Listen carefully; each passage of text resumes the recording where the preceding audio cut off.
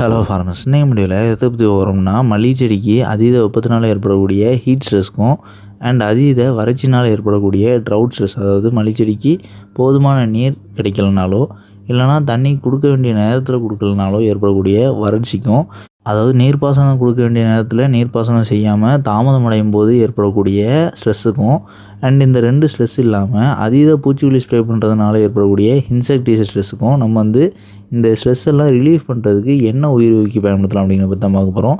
அதாவது இது வந்து பல்வேறு விவசாயிகள் வாங்கி பயன்படுத்தி இருந்திருப்பீங்க. ஸோ பயன்படுத்தி இருந்தவங்க வந்து அதோட ரிசல்ட் எப்படி இருந்துச்சு அப்படிங்கிறத வந்து கமெண்ட் பண்ணுங்கள். ஸோ பார்க்கக்கூடிய விவசாயிகளுக்கு யூஸ்ஃபுல்லாக இருக்கும். அது என்ன பயோஸ்டிமுலண்ட் அப்படின்னா குவாண்டிஸ் அப்படிங்கிற சிஞ்செண்டா பிராண்ட் சேர்ந்த பயோஸ்டிமுலண்ட் தான். இதில் வந்து என்ன மூலக்கூறு இருக்குது அப்படின்னு பார்க்கும்போது வினாசி மெட்டபாலிட்ஸ் அப்படின்னு குறிப்பிடக்கூடிய அமினோ ஆசிட்ஸும் நியூட்ரியன்ஸும் கலந்து 52% இருக்குது. அண்ட் இது கூட அக்வா வந்து 48% இருக்குது. அதாவது இதை நம்ம உருவாக்குறதுக்காக இதில் கலக்கக்கூடிய நீர் தான். அண்ட் ரெண்டுமே WSW அப்படின்னு குறிப்பிடக்கூடிய வெயிட் பெர் வெயிட் அப்படிங்கிற அளவில் இருக்குது. அதாவது இந்த மருந்தோட மொத்த அளவில் இவ்வளோ சதவீதம் இந்த மூலக்கூறு வந்து இருக்குது. ஸோ இதை மல்லிகை செடிக்கு ஸ்ப்ரே பண்ணுற மூலயமா மல்லிகை செடிக்கு என்னென்ன பெனிஃபிட்ஸ் கிடைக்கும் அண்ட் இதை வந்து எந்த மாதிரி நிலையில் ஸ்ப்ரே பண்ணலாம், எவ்வளோ அளவு ஸ்ப்ரே பண்ணலாம் அப்படிங்கிறத பற்றி பார்த்தலாம். நம்ம ஏற்கனவே வீடியோவோட ஸ்டார்டிங்கில் குறிப்பிட்ட போல் மல்லிகை செடிக்கு இந்த வெப்ப காலத்தில் வந்து அதீத வெப்பம் தாக்காமல் இருக்கிறதுக்கு நம்ம ஸ்பெசிஃபிக்காக அதை வந்து பயன்படுத்தலாம். ஸோ இது வந்து நம்ம பயன்படுத்த மூலயமா மல்லிகை செடியோட இலைகளாக இருக்கட்டும் அண்ட் பச்சை கொப்புகளாக இருக்கட்டும் இதோட ஏஜிங் வந்து தாமதப்படும். அதாவது இப்போ சாதாரணமாக ஒரு இலைன்னு எடுத்துக்கிட்டோன்னா ஒரு மாத காலம் இது வந்து முதிர்ச்சி அடைந்து பழுத்து கொட்டுறதுக்கு எடுத்துக்கும். அப்படிங்கிற பட்சத்தில் அந்த இலை 45 நாட்கள் அப்படிங்கிற அளவில் கூட அந்த இலை முதிர்ச்சி அடைகிறது வந்து தாமதப்படும். ஸோ இது நடக்கும்போது அந்த இலை ரெஸ்பிரேட் பண்ணி மண்ணில் இருந்து வேர்கள் வழியாக ஊட்டச்சத்துக்களை எடுத்து பயிருக்கு கொடுக்குறது வந்து கூடுதலாக இருக்கும். ஸோ இந்த இலை முதிர்ச்சி அடைகிறத தாமதப்படுத்துகிற மூலிமா மல்லிகை செடி அதிக அளவு ரெஸ்பிரேட் பண்ணும். ஸோ இது வந்து ஓவராலாக எல்லா செடிகள்லேயும் எல்லா இலைகள்லேயும் நடக்கும்போது ஒட்டுமொத்தமாக ஒரு செடின்னு பார்க்கும்போதும் பசுமையாக இருக்கும் அண்ட் ஃபீல்டுன்னு பார்க்கும்போதும் எல்லா செடிகளுமே அதீத வெப்பத்தினால் பாதிக்கப்படாமல் பசுமையாக இருக்கும்.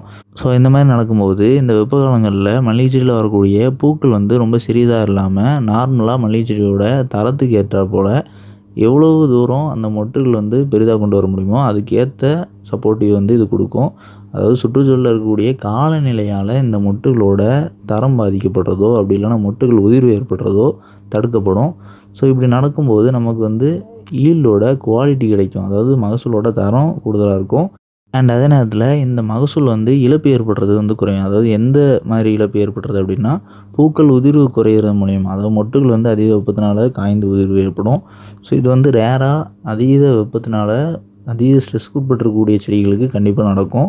ஸோ இது வந்து அதீத ஹீட் ஸ்ட்ரெஸ் மட்டும் கிடையாது, வறட்சி ஏற்படக்கூடிய மல்லிகை செடிகளுக்கும் இல்லை அதீத இன்செக்டிசைட் ஸ்ட்ரெஸ் ஏற்படக்கூடிய மல்லிகை செடிகளுக்கும் நடக்கும். ஸோ இது தடுக்கப்படுறதுனால மகசூல் இழப்பு ஏற்படுறது வந்து குறையுது. அண்ட் இதை வந்து மல்லிகை செடியோட எந்த நிலையில் ஸ்ப்ரே பண்ணலாம் அப்படின்னு பார்க்கும்போது வெஜிடேட்டிவ் ஸ்டேஜ்லேயும் சரி இல்லைனா பூக்கும் நிலைன்னு குறிப்பிடக்கூடிய ஃப்ளவரிங் ஸ்டேஜ்லேயும் சரி ரெண்டு நிலையிலையுமே பயன்படுத்தலாம். ஸோ ஓவராலாக மல்லிகை செடிக்கு நம்ம வந்து எந்த டைமில் பயன்படுத்தணும் அப்படிங்கிறது முக்கியம் கிடையாது. ஆனால் உங்களோட மல்லிகை செடி வந்து நம்ம குறிப்பிட்டிருக்கக்கூடிய ஸ்ட்ரெஸ் ஃபேக்டர்ஸ்க்கு உட்பட்டிருக்கும் பட்சத்தில் நீங்கள் கண்டிப்பாக பயன்படுத்தலாம். அண்ட் இதை வந்து நம்ம எத்தனை நாளைக்கு ஒரு முறை பயன்படுத்தணும் அப்படின்னு பார்க்கும்போது அதீத வெப்ப காலங்கள் நம்ம குறிப்பிட்டிருக்கக்கூடிய ஸ்ட்ரெஸ் எந்த அளவுக்கு ஏற்படுறது வந்து தீவிரமாக இருக்குதோ அப்படி இல்லைனா செடி எந்த அளவுக்கு பாதிக்கப்பட்டிருக்குதோ அதுக்கு ஏற்றால் போல் நம்ம வந்து ஸ்ப்ரே பண்ணலாம். நார்மலாக தொடர்ச்சியாக பயன்படுத்தணும் அப்படின்னா 15 நாட்களுக்கு ஒரு முறை நீங்கள் பயன்படுத்தினா போதும். அதாவது எந்த ஒரு ஸ்ட்ரெஸ் ஃபேக்டர்ஸும் ரொம்ப அதிக அளவு மல்லிகை செடி தாக்காத பட்சத்தில். இதுவே அதிக ஸ்ட்ரெஸ் வந்து ஏற்படும் பட்சத்தில் நீங்கள் வந்து ஒரு வாரத்துலேருந்து 10 நாட்களுக்கு ஒரு முறை தொடர்ச்சியாக பயன்படுத்தலாம்.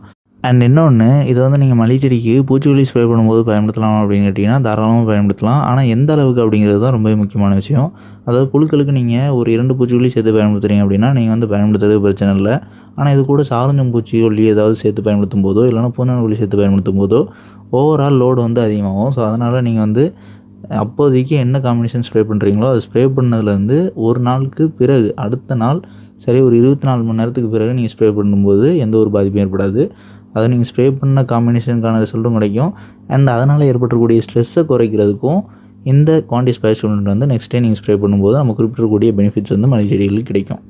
அண்ட் நெக்ஸ்ட்டு இதை வந்து எவ்வளோ ஒரு டோசேஜில் பயன்படுத்தணும்னு பார்க்கும்போது சாதாரணமாக ஒரு தண்ணிக்கு 2 ml அப்படிங்கிற விதத்தில் நீங்கள் பயன்படுத்தலாம். ஸோ இது வந்து நீங்கள் நம்ம குறிப்பிடக்கூடிய இடைவெளி நாட்களில் எந்த மாதிரி இடைவெளி நாட்களில் பயன்படுத்தினாலும் சரி. ஸோ 2 ml அப்படிங்கிறது வந்து போதுமானதாக இருக்கும்.